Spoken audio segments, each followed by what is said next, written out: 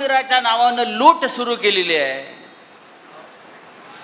प्रभू श्रीरामाच्या मंदिरात ज्याने आता 200, 300, 400 कोटीचं दानपेट्या चोरल्या, रामाच्या मंदिरावर दरोडे घातले,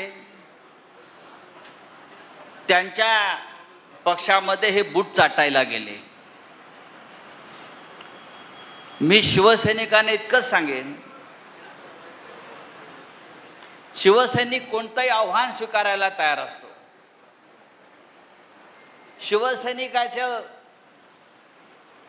जो प्राण आहे तो प्राण म्हणजे निष्ठा आहे। निष्ठा लक्षात ठेवा। आणि निष्ठा कोणाकडे असते?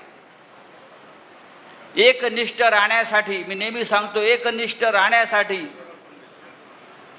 आई नेक आणि बाप एक असावा लागतो। ज्यांचे नाहीत ते निघून गेले। आम्ही आमच्या आईशी प्रामाणिक आहोत। शिवसेना आमची आई आहे।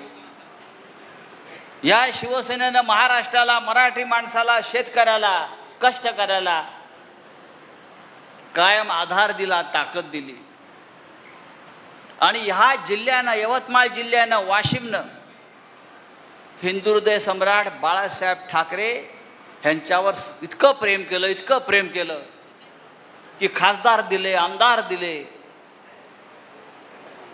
आणि हेच प्रेम आपण कायम ठेवा उद्धव साहेबांच्या बाबतीत, आदित्य साहेबांच्या बाबतीत।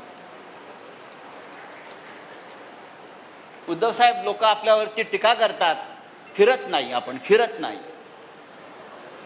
उद्धव साहेब जर फिरले नसते तर हा घाऱ्या खासदार झाला असता का? हा झाला असता का खासदार?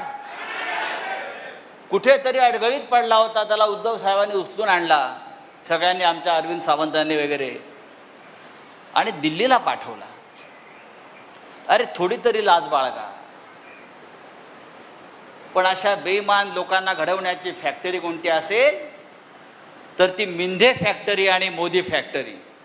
या दोन्ही फॅक्टऱ्या, बेईमान घडवण्याच्या, गद्दार घडवण्याच्या दोन्ही फॅक्टऱ्या आता आपल्याला नष्ट करायच्या आहेत, खतम करायच्या आहेत। ही कीड आपल्याला नष्ट करायची आहे। या मातीमध्ये पुन्हा एकही गद्दार निर्माण होता कामा नाही, ही शपथ आपण खाल्ली पाहिजे। आणि मला खात्री आहे, ज्या पद्धतीचं वातावरण मला इकडे दिसतंय विदर्भात, नागपूरला साहेब उतरले, प्रचंड स्वागत। सकाळी तिकडे यवतमाळला प्रचंड मोठा मेळावा आणि स्वागत। आज वाशिमला, इथून आम्ही हिंगोलीत जाणार, परभणी, शिर्डी, धाराशिव, असं एक एक एक एक जिल्हा आणि किल्ला सर करत आम्ही निघालेलो आहोत उद्धव ठाकरे साहेबांच्या नेतृत्वाखाली। असेल हिम्मत तर या समोर देखेंगे किसमें कितना है दम। हे दाऊद बिऊद सोडून द्या। माझ्यासारखे हजारो राऊत या पक्षामध्ये आहेत, जे बाळासाहेब ठाकरेंनी घडवलेले आहेत, जे उद्धव साहेबांच्या खांद्याला खांदा लावून काम करतायत। आणि आपण सगळे हजारो लाखो शिवसैनिक आजही निष्ठेने उभे आहात। ही निष्ठाच आपल्या पक्षाला परत एकदा या महाराष्ट्रावर सत्ता आणून दिल्याशिवाय राहणार नाही, आणि प्रत्येक गद्दार काढल्याशिवाय राहणार नाही। इतकंच सांगतो आणि तूर्त थांबतो। आपल्याला उद्धव साहेबांना ऐकायचं आहे। जय हिंद, जय महाराष्ट्र।